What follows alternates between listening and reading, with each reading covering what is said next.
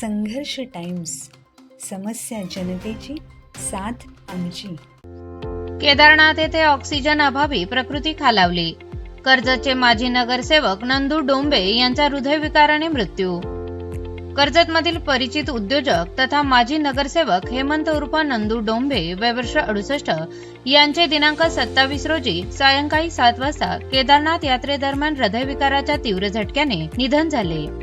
या दुर्दैवी घटनेमुळे कर्जत शहरात शोककळा पसरली असून डोंबे कुटुंबावर दुःखाचा डोंगर कोसळला आहे.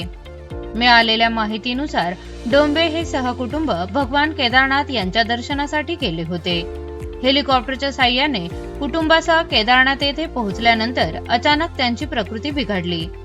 उंच पर्वतीय भागात ऑक्सिजनचे प्रमाण कमी असल्याने त्यांना त्रास जाणवू लागला आणि त्यानंतर त्यांना तीव्र हृदयविकाराचा झटका आला. दुर्गम भाग असल्याने त्यांना वेळेत वैद्यकीय मदत मिळू शकली नाही. त्यांच्या सोबत पत्नी, बहीण, 20 वर्षीय मुलगी, पुतण्या समीर आणि त्यांचे कुटुंबीय उपस्थित होते. 4 ते 5 महिन्यांपूर्वी त्यांच्यावर एंजिओप्लास्टी करण्यात आली होती.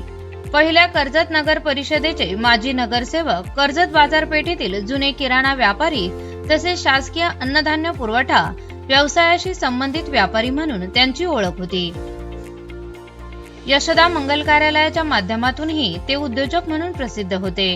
दरम्यान केदारनाथ येथे कर्जतहून गेलेले राजेश लाड, देविदास उर्फ बंटी बडेकर, राजू हजारे तसेच मंगेश घोलप यांना माहिती मिळताच डोंबे कुटुंबियांना मदत करण्यासाठी तातडीने हालचाल सुरू केल्या आहेत.